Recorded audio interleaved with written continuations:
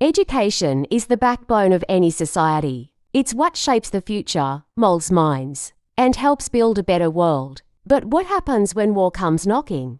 The relationship between war and education systems is complex and often devastating. Wars don't just destroy buildings and infrastructure. They also severely cripple the educational institutions, leaving behind a trail of broken dreams and lost opportunities. The challenges faced by education systems in war-torn regions are staggering. Schools are often destroyed or repurposed for military use, leaving students and teachers without a safe place to learn. The displacement of teachers and students is another. Their homes and seek refuge elsewhere, disrupting their education and making it difficult to keep up with their studies. Lack of resources is also a huge problem, with governments and international aid often prioritizing immediate humanitarian needs. Education can take a back seat. This can lead to a shortage of textbooks, educational materials, and even basic necessities like desks and chairs. In Syria, for example,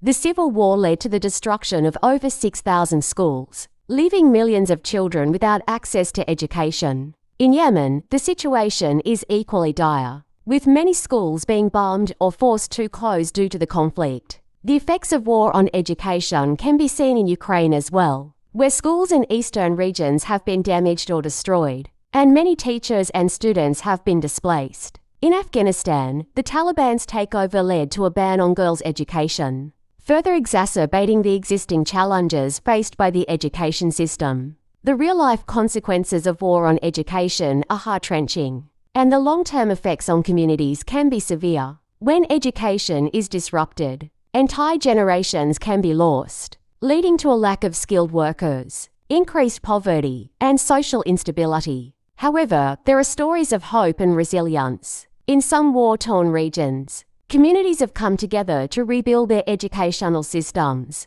often with remarkable success. These stories serve as a testament to the human spirit and the importance of education, even in the face of adversity. By supporting these efforts, we can help ensure that education remains a priority, even in times of conflict. In conclusion, the impact of war on education systems is a pressing issue that requires our attention and action. Protecting education, even in times of conflict, is crucial for the future of our world. War has profound and multifaceted impacts on education, affecting individuals, communities, and national systems. Here are the major consequences. 1. The destruction of infrastructure. Schools and universities damaged or destroyed. Bombing and fighting often destroy educational facilities. Loss of educational materials, books, computers, and lab equipment may be lost or rendered unusable. 2. Displacement and migration.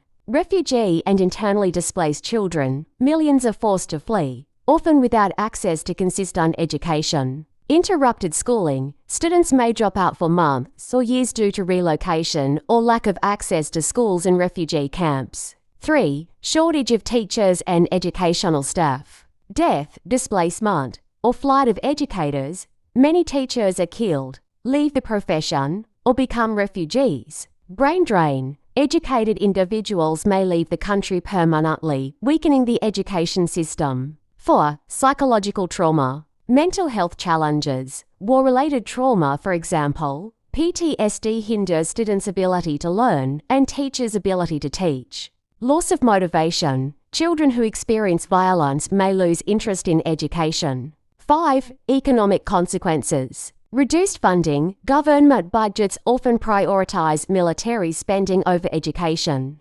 Poverty. War plunges families into poverty, making school unaffordable or forcing children into work. 6. Gender disparities. Girls disproportionately affected. In conflict zones, girls are more likely to be pulled out of school due to security concerns, early marriage, or gender-based violence. 7. Curriculum and ideological shifts. Militarization or politicization of education. Warring factions may alter school curricula to promote propaganda or ideology. Loss of cultural or historical education. Destruction of archives, libraries, and cultural sites disrupts the transmission of cultural knowledge. 8. Increased vulnerability to recruitment. Child soldiers and militants. Disrupted education leaves children vulnerable to recruitment by armed groups. 9. A long-term national impact. Loss of human capital. A poorly educated generation undermines post-war reconstruction and development. Weak institutions. War can dismantle education ministries and governance structures,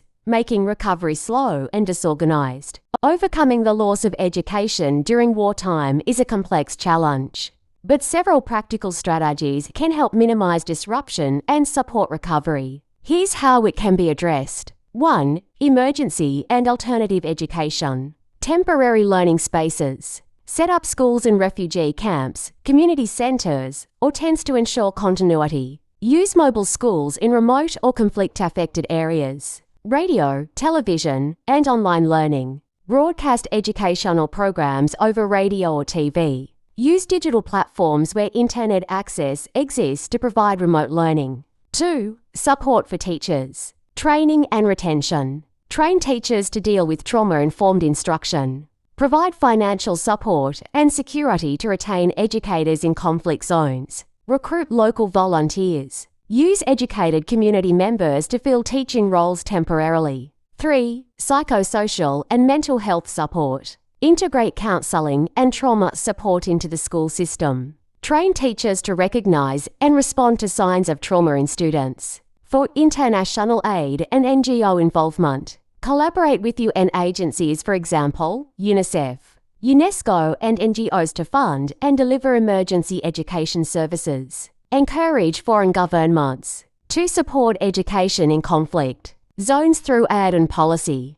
5. Inclusive and flexible policies. Allow flexible schooling schedules to accommodate displaced or working children. Recognise informal or interrupted learning through certification programs or bridging courses. 6. Protection and advocacy. Declare schools as safe zones in conflict areas through international legal frameworks. Raise awareness of the UN Safe Schools Declaration, which protects schools from military use. 7. Rebuilding and reform after conflict. Prioritize rebuilding school infrastructure as part of post-war recovery. Reform educational systems to promote peace, inclusion, and reconciliation. 8. Special focus on marginalized groups. Provide extra support for girls, children with disabilities, and ethnic minorities who are often hardest hit. Offer scholarships, transportation, and safety measures to ensure their participation.